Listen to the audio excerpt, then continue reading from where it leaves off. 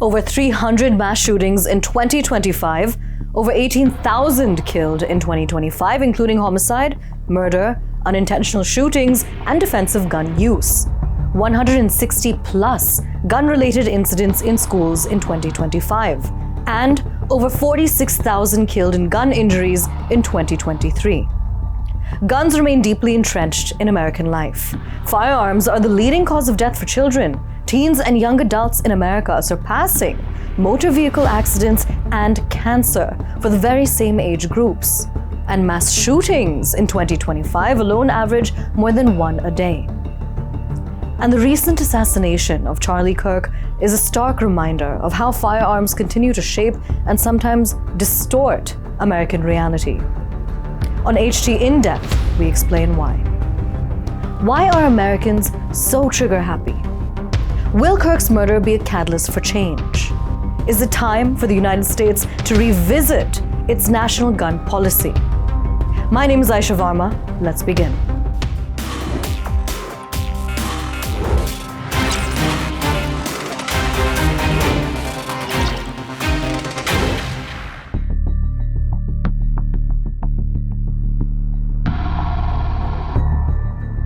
The Second Amendment in the Constitution guarantees Americans the right to keep and bear arms, saying it shall not be infringed. And Trump wants to ensure that that doesn't happen either.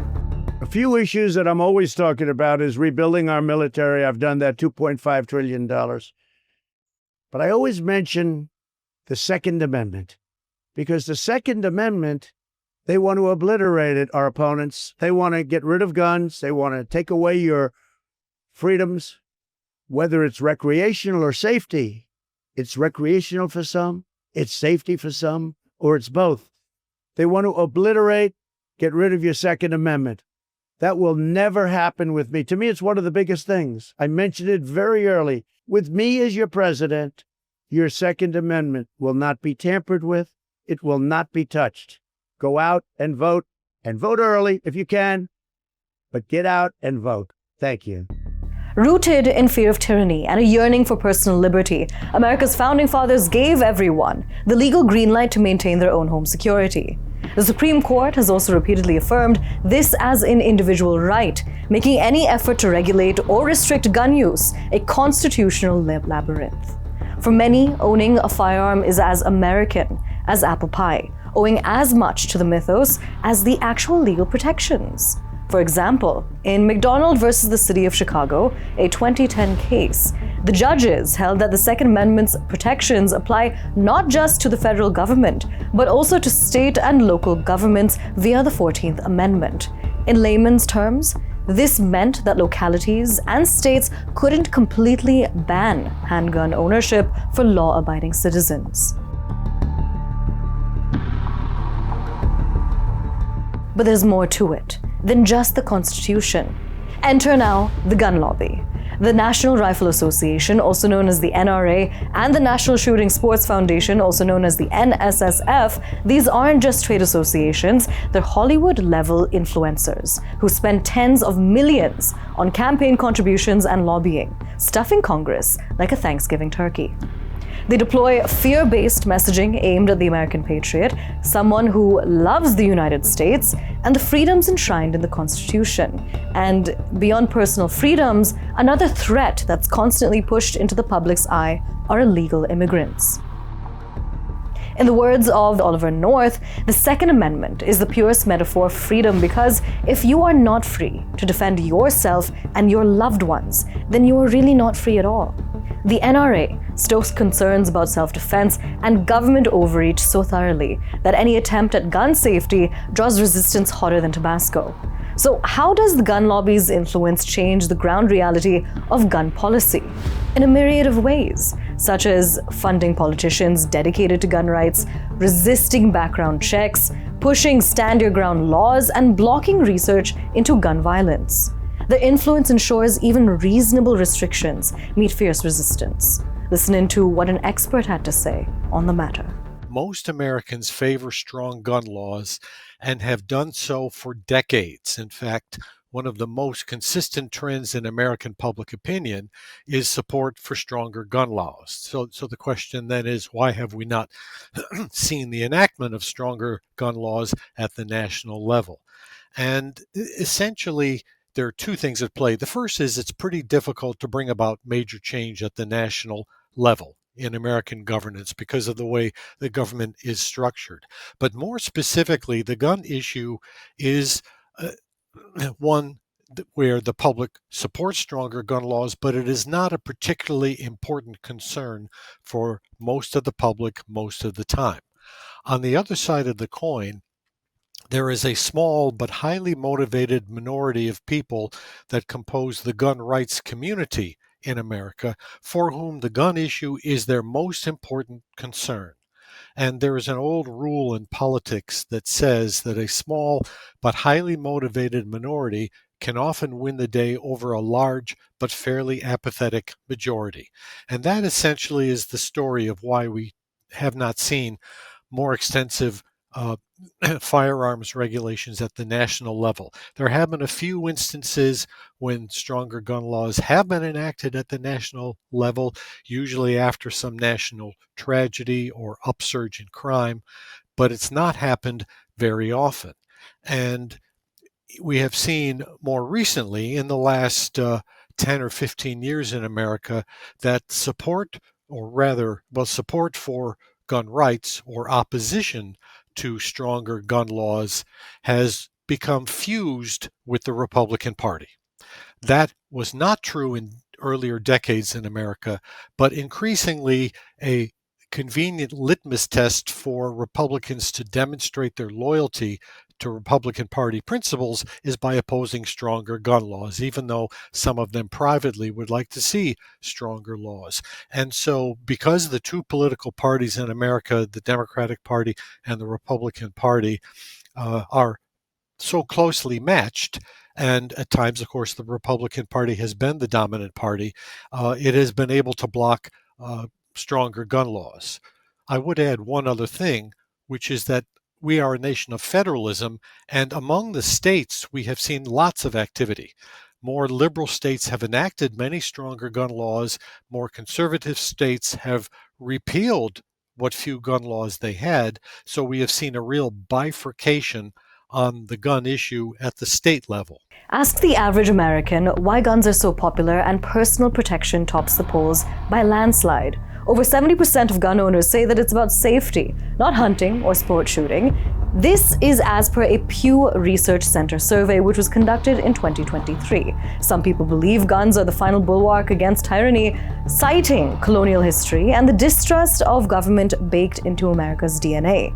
Political affiliation makes a difference. Republican gun owners are more likely to say guns make them feel safer and happier, while Democratic gun owners often worry about the risks. Here's what a member of the Second Amendment Foundation had to say.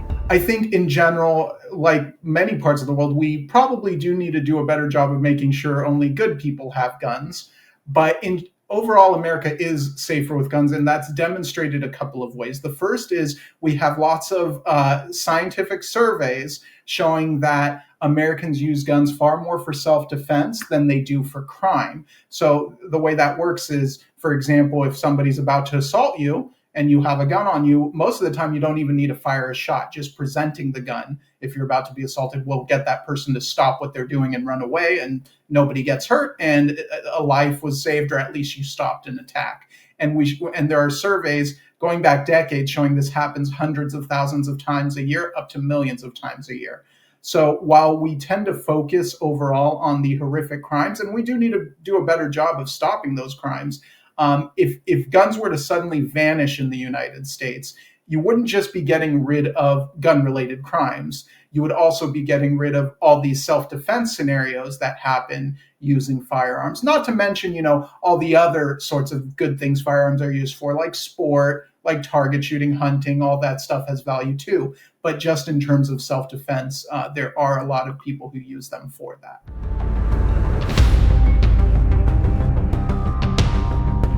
The killing of Charlie Kirk, a prominent conservative activist at Utah Valley University on September 10th, has electrified the debate. Kirk died after being shot while speaking at a campus event, sending shockwaves through political circles and reigniting passionate calls for reform and condemnation of political violence. This is a dark moment for America. Charlie Kirk traveled the nation, joyfully engaging with everyone interested in good faith debate. His mission was to bring young people into the political process, which he did better than anybody ever, to share his love of country and to spread the simple words of common sense.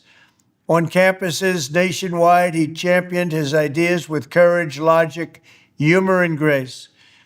It's long past time for all Americans and the media to confront the fact that violence and murder are the tragic consequence of demonizing those with whom you disagree day after day, year after year, in the most hateful and despicable way possible.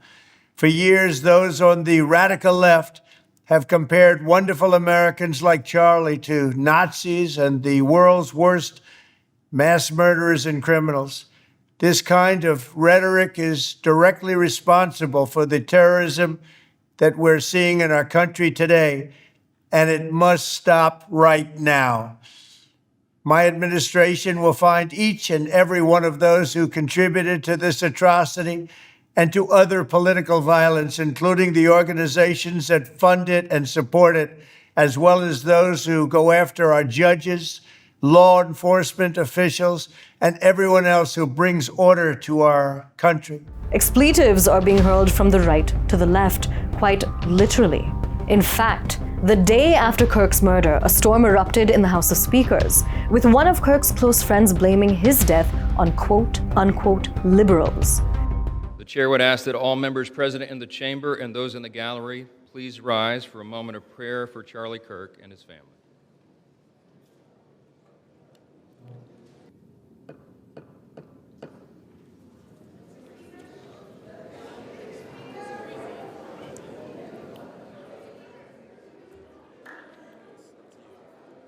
For what purpose does the gentlelady from Colorado rise? Shh.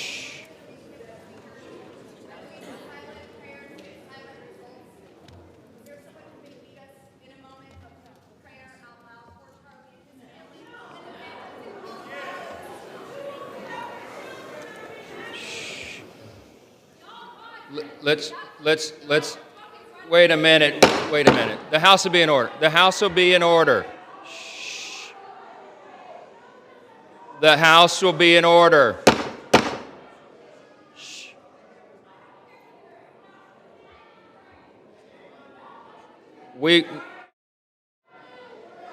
The House will be in order. We will join prayer right after this, okay? The chair lays before the House a communication. The House will be in order.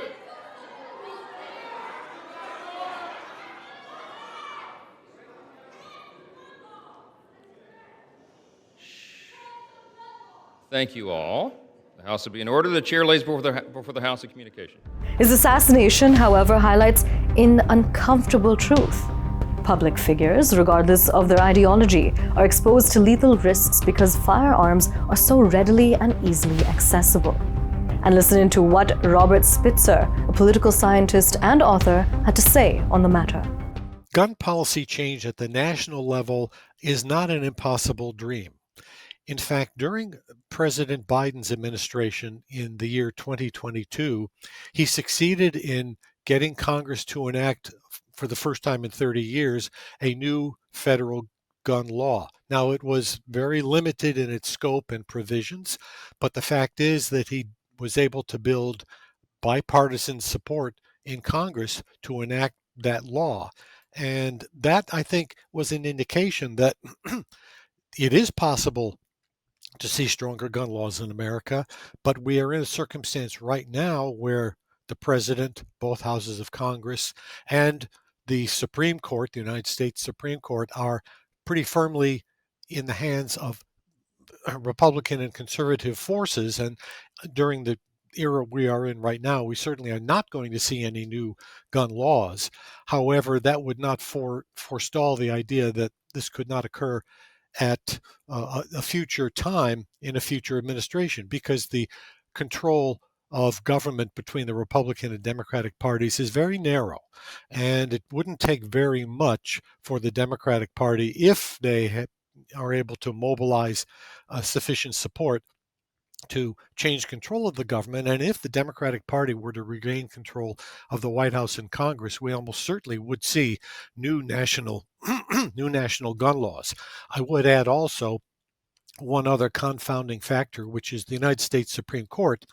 It's a 9-member court, and 6 members are extremely conservative and are clearly devoted to rolling back gun laws and expanding gun rights. So that changes the picture.